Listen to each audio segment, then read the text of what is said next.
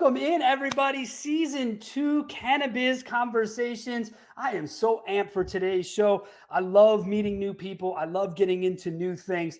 But before we do that, new this year on the show, we have sponsors that we are so grateful for. We must give them a moment of our time. Today, I want to thank Potency 710, plant-based, purpose-driven skincare line. Unbelievable. Mandy Lyle, the founder, she was on our show last year. She had actually given me one of these Lux travel packs for being on the show, and it was really cool. This year, she's decided to give it away with every episode. So everyone watching Kim's episode today has a chance to enter this sick package. It's awesome. It's over $70 worth of value. Also comes with a guaranteed spot in their membership group, the Social Wellness Society. Special discounts, free shipping.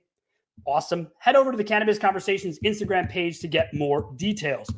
For those of you who don't know who I'm joined by today, I'm nicknaming her in my own. I like to do this. I'm calling her the compliance boss because as I read about her, I see what she posts. She is on the front battle lines, as far as I'm concerned, of people writing regulations, people being a part of the discussion. As I said, if you don't know her, Kim Stuck. Kim, how are you today?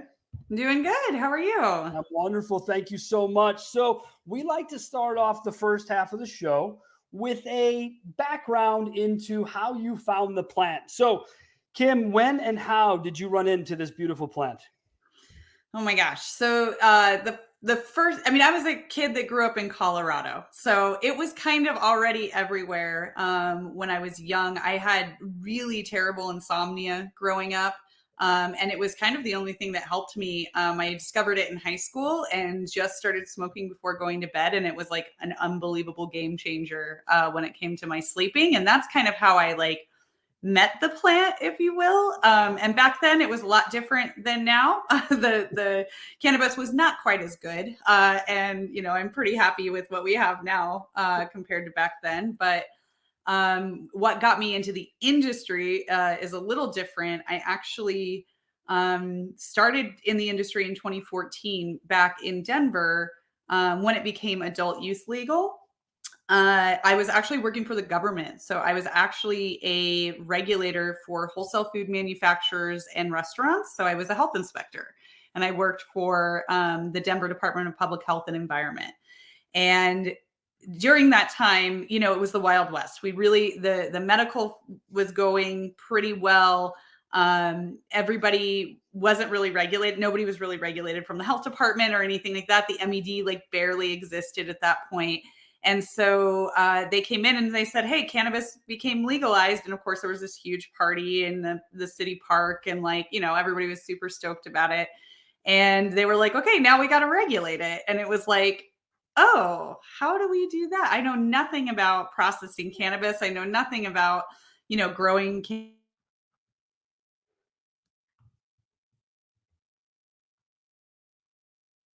Hey, it's how the internet works. So we're all good. So Kim, before we got interrupted by the internet, I want to go back to two things that you talked about. And I want to go back to this. So you were able to find cannabis in high school as medical use first, which I find fascinating. Because, obviously when some of you hear someone find it in high school, it's not for that reason.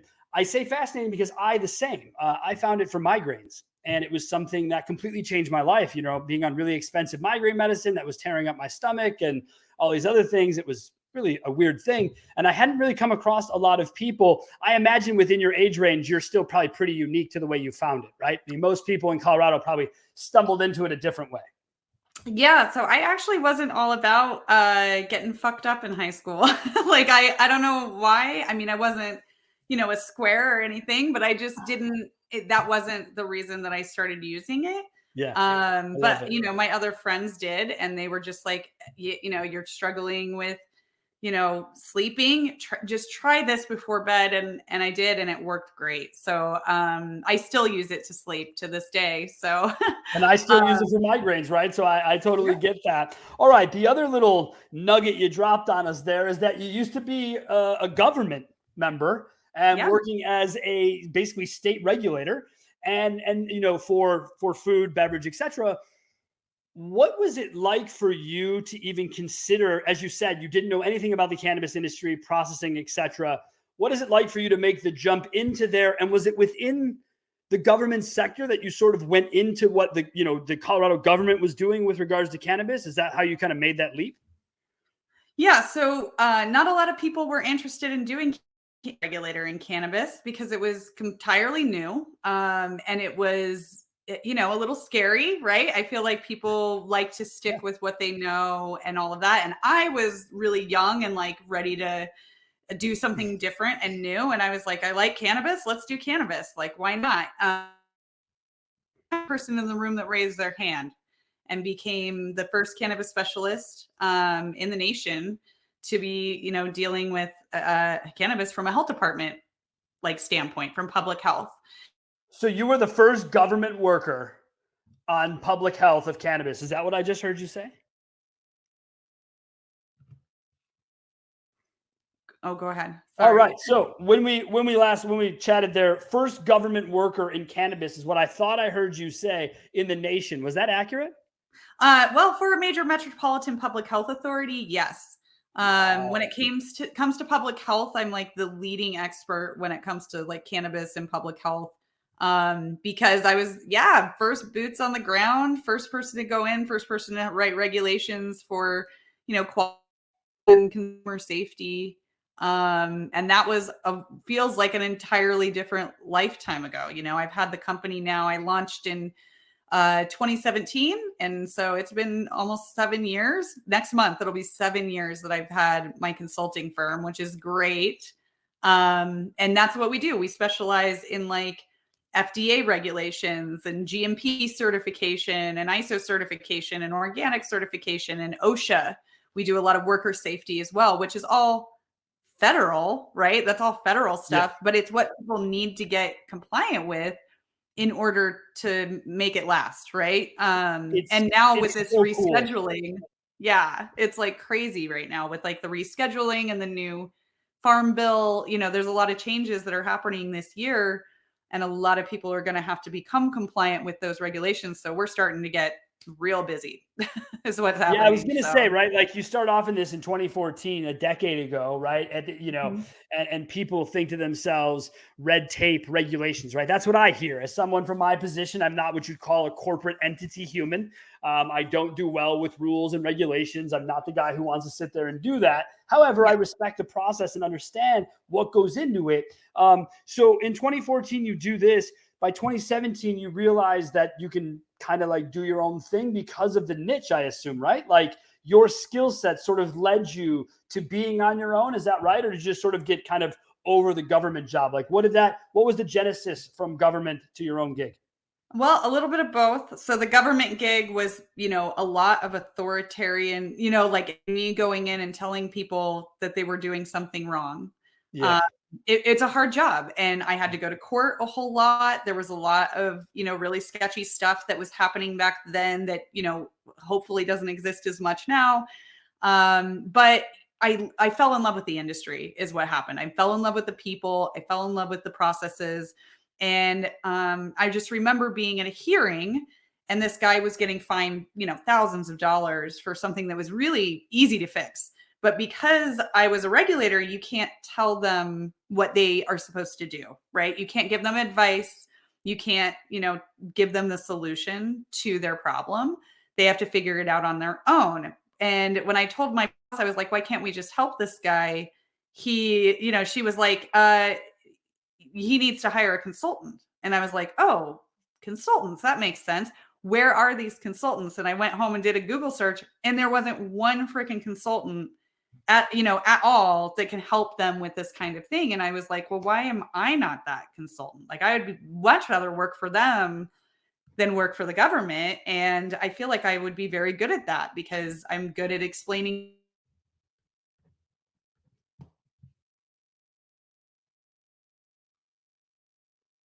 and work for the government or work for the people instead of the government. And Because I love the fact that you kind of are in a position, right, where you're like telling everyone what's broken without a way to really fix it for them. It wasn't your job. Your job as the regulator is to say, whether it's food or anywhere, these are your problems. Good luck. I'll be back in 30 days. I hope you've addressed them. right? And that's going to be, it's very interesting because I did the same thing in my own life, in the automotive world where I spend the majority of my time. We were doing the same thing because we were like, wait, we're going to tell people what's wrong, but who's really showing them how to fix it? Who's really going to be there for them, right? And so you do this in the cannabis space, and I got to tell you, it's got to be, for most people getting into this space, right? Especially now, are businessmen and women. Okay. That's what they do. They're in the dollars and cents part of the world. So they're not legacy. They're not this, they're not that. But what none of us are, for the most part, whether we're legacy or we're corporate, is regulators, right? Nobody wants to hear about it. In the automotive space, I have two people that I will call no matter what happens about regulations. If something changes, if the FTC is doing something or whatever it is, because guys, you know me, I don't know the answer. Kim, when you do this, how much of what you do is really new education to people, or is it more of a, hey, Kim, just go fix this? What does that relationship look like when you partner with people? Yeah, well, it kind of depends on the client, right? Every client is different. We have a lot of people that work with us because they've worked with us before in the past and we're really trustworthy. And people come to us and they say, hey, I have a goal, right? I want to become compliant with this standard, or I want to make sure that I'm being compliant with my state regulations. Can you come in and do a quick audit? And then we have people that are like, hey, we want GMP certification. And that's like a 6 to 8 month process, right? So we have to be in there every single month from beginning to end. And then we also have people call us that go, hey, we haven't hired you before, but OSHA just came in and they just fined us $100,000. Can you come help us train their staff in like 5 days and then get that fine down to like 15 grand. We actually literally just did that last year. And, so we have different clients. There are clients that are like, hey, we're being proactive and we want to hire you now and get to this goal or be compliant with these standards and just keep you on so we can call you if we need you. And then we also have we call them the like putting out the fire clients where they're like, oh my God, something terrible has happened and we need help and we don't know what to do. And so we come in. Please save us. Please help us. Yeah, we get those calls too. And it's like, guys, just so you know, you should have called me 6 months ago, a year ago, like, whatever it is. And it's always this idea that like once someone figures out a problem, Kim, at least in my space, they expect it fixed yesterday, when the reality is what's broken actually takes months to procure and to change over time. Do you find patience to be limited in your space?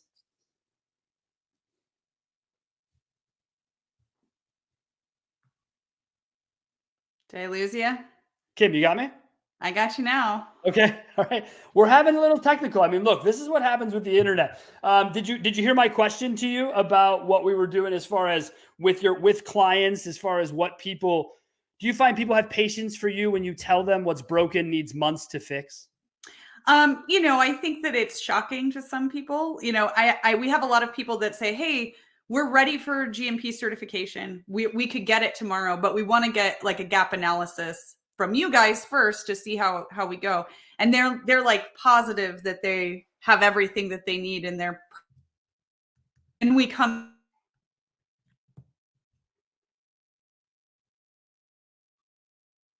that we have people that are on retainer who, they are being proactive and keeping us there, so that they can prevent things from happening. And then we have the reactive people that are like, hey, we think we're doing really great. And then we come in, we do an audit and they're like, whoa, we didn't do great, and it's really shocking to some people. I feel like people think that they're more compliant than they actually are in most cases.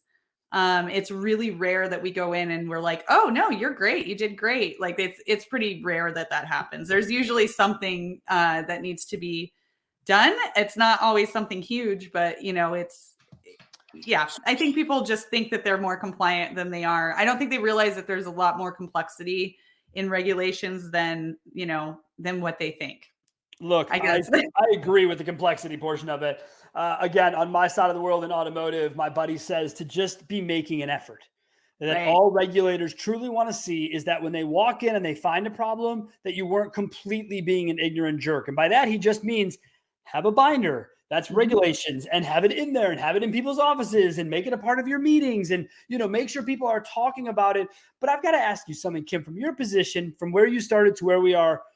I don't want to say today, but in general with the cannabis space, is there a chance that we're over-regulated what we require for people on the seed to sale, tagging of grow? And I only ask that because it doesn't seem alcohol or other places have the same level of necessity when it comes to that trackability. Now, I could be wrong, but what's your professional opinion on over-regulation versus doing what's necessary? Well, that's a really complex question. I think that the tagging of each plant may be a little bit of overregulation, but the government is trying to prevent THC from going anywhere, right? So it kind of makes sense. The cannabis industry believes that it's the most overregulated in the world, industry in the world. That's not true. That's not even close to true. Actually, wholesale food manufacturing is actually more regulated than they are. They have to track every single ingredient. Cannabis only has to track THC. So if it becomes federally legal, they will have to track every ingredient that goes into everything. That's part of the GMP process. And on top of that, they'll have to abide by all the FDA standards and OSHA standards, just like a wholesale food manufacturer would, right? That they don't now. Is that what you're saying? So now those things are not required because of where they're not required. Yeah, not required. It's all state by state. That's the point. So they just have to deal with state regulations, right? Okay. Obviously, there's licensing and all of that, in their county or what, it can be complicated. Not saying that it's not complicated, but right now they don't have to deal with any federal regulation at all, which is really nice for them because that's where it gets really hard. And once it is federally legal, Schedule 3 or descheduled or whatever they decide to do with it all, they will have to abide by those standards, just like any wholesale food manufacturer, right? So Kim, both of those routes get us to there, though. Whether it's the reschedule to 3 or the deschedule, which is this, if you're online at all, it's the old debate everyone wants to have. Besides, hemp and THC people fighting, but aside from that, that's both roads lead to the same place as far as you're concerned with regulations. Yes, so it may be a different set of regulations. So you could be regulated as a supplement for FDA or as a pharmaceutical, right? It could go to that, different sets of regulations. But overall, no matter what, if it becomes federally legal, right, descheduled, rescheduled, where you can sell it across state lines, then the FDA and OSHA are going to be involved, right? And so that's when you become treated like any other industry. And right now, a wholesale food manufacturer has to deal with the local and state health departments, right, along with excise and license and all the other stuff that they have to deal with. Yeah. And they also have to deal with federal regulations. So it's actually many health departments that are on a state level aren't even involved in cannabis. In fact, most of the products that you see in most states have never seen a health department before, ever. So that includes all. That's edibles, that's beverages, that's you're relating to everything in the space, correct? Yeah. So they're actually less regulated than your normal wholesale food manufacturer. I don't know. Hope everyone's listening here. For everyone who wants to complain about regulations, Kim just put the reality on you all. Go be in the wholesale food business, apparently, if you're looking to be over-regulated. Now, there's good things, right? Obviously, if all those things are true, OSHA, etc., the good news is 280E and people being treated like small businesses will also exist, right? Yeah. So you have to take that on its face. For me, I think about not having 280E. There's no fucking way I'd be in business for myself. I'm sorry. There's just no way. I would never deal with all the things I'm doing and all the things that I'm working with if I couldn't write off any movement or every movement of my own. We were just at NECAN in Chicago, and it was really cool. But I'm walking around, I'm looking at these booths. I'm thinking, if I show up to a conference in automotive, I'll write it off. What are you guys doing? You guys are putting, you know what I mean? And they're doing it because they have to. They have to grow their business. They have to put their name out there. And let me also say something to people. Just because it's cannabis doesn't mean it's some cash-rich business. I'm sorry. That is not a fact that I run into every day. If you're making money in cannabis right now, you're doing something right, because the majority of people are breaking even. And I think I'm putting that lightly. Kim, I know you don't necessarily get into that side, but regulations and what you're talking about and the future of that, that's going to be a big expense part of the puzzle, no? Yeah, well, in wholesale food manufacturing, just as like an example, they hire consultants like us all the time because they can write things off and they can bank without having to pay for a bank account and all of these things, right? They have a budget to be just like, hey, we know how to deal with these regulations because we hire this consultant. It happens all the time. There are hundreds and hundreds of thousands of consultants and consulting groups that do exactly what we do, just in different industries, right? It's the regulations. Once you are compliant with them, you have trainings in place and you're used to it, it really isn't that bad. It seems overwhelming at first, but once you get systems in place, and that's what our company does, is like make the iceberg into like little bitty cubes of ice, right? And we check things off. We keep the ball rolling. We make sure that your staff is being trained so that they understand it as well as we do, so that they're confident to like walk on their own in that federal world without being like super intimidated by it. Yeah, I mean, look, from my perspective, I get why it exists. I'm old school. I told you in the pre-show that I'm an old '05 card guy in Colorado, started growing in '06, '07 in my house. And then it turned into something major because people didn't want to grow on their own. I ended up with their cards, was trying to help out, etc. Next thing you know, I got 100 plants at my place, all permitted though, all legal. All right, everything's cool. But the thought of having to go through some process, right? I bundled it all up, Kim. I walked into my buddy's dispensary with a backpack. I cracked open 6 jars. I asked him what he wanted to buy. He bought it and I left. That was how that's how I had stepped up my legal drug game from when I was a teenager to being a 20-something who was walking in professionally with not really a briefcase, but a backpack. Anyways, the thought of regulation to growers, to legacy guys, right? Terrifying. Yeah. It's outwardly terrifying because what we've done or what they've done, I can't call myself a legacy guy like that. So what the legacy market has done has helped all of us get to where we are. Yeah. But them getting to the next level with rescheduling sounds like it hurts them. Okay. Mm-hmm. Rescheduling to 3 sounds like it hurts them. But to your point, even a deschedule, mm-hmm. if you want to, I guess, what would it, okay, more complexity for you. And you're the one to ask. If the legacy grower grows and that's all he does, mm-hmm. what does his regulation life look like if and when deschedule or schedule 3, whatever, if these come into play?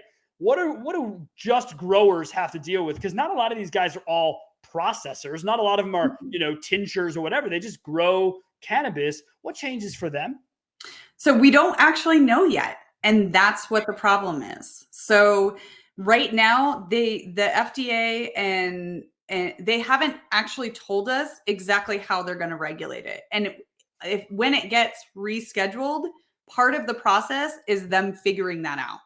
Got it. So I'm hoping that things don't change too much, and it won't change overnight either. You will have time to get compliant with things, right? They're going to give you 90 days, a year, whatever it might be, to be compliant. They'll probably adopt regulations from another like standardization company like ASTM, which they do all the time in like concrete and aerospace and all of this stuff. And I'm actually on the ASTM subcommittee. I'm their vice chair, writing those standards. So I know that they're really good. And they could literally just copy and paste it and say, this is the standard you have to follow. That being said, GACP, which is like GMP, right? Certification, it's for cultivators, right? So getting compliant with those are standards that already exist in all other agricultural practices, right? So they're not going to reinvent the wheel. If you are being compliant with already existing regulations, you're going to be fine. You might have to make a few tweaks, but you're going to make it through and won't have to change everything about your company. See that? Does everyone feel better now? Like, I know I feel better. I know I'm at ease. Granted, I don't make a living like everyone in this space does. I have to hear it all the time. So I get it. I'm just a talking head who likes to talk to people about the plant. But I also want to point out that we're talking about the government, people. So the idea of it moving fast or swiftly or whatever, not really going to be the case. Probably, I don't think. I think there's been a lot of fervor, a lot of discussion. I think the DEA puts out public comment. I think just to appease people. I don't think it will make them move any faster or impact anything they do left to right. But I'm glad to see the movement, Kim. And you know what I wrote down in my notes here, and I circled it twice. I wrote, Kim is in our corner. And that makes me feel better. You're on these boards. You're impacting change from the inside. But I have to ask you, when you write all of these, you're on the subcommittees, you're writing all these regulations, what does go through your head? Is it about industry? Is it about the public? Is it about both? How does Kim weigh how Kim writes regulations? Well, I'm all about normalization of cannabis, right? We should be treated, and our regulations should be similar to other industries, right? Like we really shouldn't be more regulated than like wholesale food. We shouldn't be less regulated than wholesale food because we are obviously making things that are, consumable. Yeah, the food part is scary to me to think that you let me know that I'm not an edible guy, so on the same page. I'm a flower kid. But the edible part is interesting because where the hell would that be the case, Kim? Where food could just end up on shelves where no one ever had to look at it. This is the only industry, right? In like almost every state. Yeah. I mean, that's already. Well, that and the local bazaar, right? Or whatever. But other than that, unregulated food, crazy. Wow. Normalization, Kim, what does that look like to you?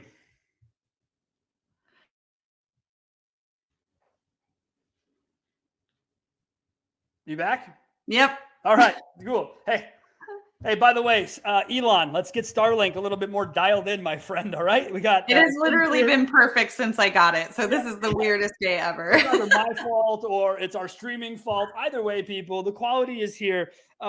Kim, I was asking you, what does normalization look like to you? You said it. Yeah, I really just want the regulations to be fair and accurate with other industries, right? So that's what we go for, and we actually looked at other industries' regulations to see, like lavender oil, right? How do they regulate lavender oil that is for vape pens or for consumption, like through like oral consumption, right? Yep. But we also have, cannabis companies that are making eye drops and inhalers and, water solubles or whatever, right? Yeah, like all of it. Crazy stuff. So we have to look at like other interesting industry because you can make all these different things that are really from other industries. So we really look up and read about how it's regulated. Other things are regulated. And then we take that and learn from that and then try to implement the same kind of thing. So and then precedence is a big part of your world then. What exists on the books that has been written fairly in the past applies to one industry, could easily apply to another. Right. And a lot of it is risk assessment too, like going into a facility and looking at their process and being able to identify where, hey, something really terrible could go wrong right here. What happens if this jar explodes and there's glass in your rosin and you're, like just being able to like see that process, which is something we're really trained to do as like a certified quality auditor and a certified professional in food safety. Like that's what I'm trained and my staff is trained to look at. And so, if we see that, we go, okay, what can we put in place so that that doesn't happen, right? Like, what can we tell people that they have to do? Oh, you have to use this kind of jar instead of a glass jar. Or, we need a sanitization thing here to prevent this from being cross-contaminated from this, right? It's really, it sounds like common sense, but a lot of people don't understand biology to that level, microbiology. They don't understand, that all the weird things that can happen that we've seen in real life. It's crazy what we've seen out there. And so, we take all that information and we put it into practice and we help people like, hey, this is how you do this so that you make the safest product possible. And a black eye on our industry, like if somebody gets sick or God forbid dies from like eating or inhaling something, it looks worse. There's a huge bias against the cannabis industry, right? So the more that we can prevent those things from happening, the more the cannabis industry is going to thrive in the future because people won't be afraid to try the products, right? Like we want more people to see this medicine and try this medicine and be like, oh my gosh, this is like a godsend, right? But there is a huge bias against the industry, and the more, and if one thing goes wrong, it's all over the press, right? So we really, with my clients, I'm just trying to protect them from like having those black eyes and having that kind of thing happen. And it helps the industry as a whole. You are doing unbelievable work. I am so glad we got to jump into the origin story, take us up to where you're at today. And like I said, everyone, Kim is in your corner, okay? She's trying to normalize this. So if you have input, you have thoughts, share them, be reasonable. Everyone's willing to listen to each other, but know this, you're not the most overregulated industry out there. So feel better, because I know I do for you. All right, so Kim, we are going to get ready for the second half. In the second half, the door opens wide for you and your topic. Kim, what are we going to be talking about?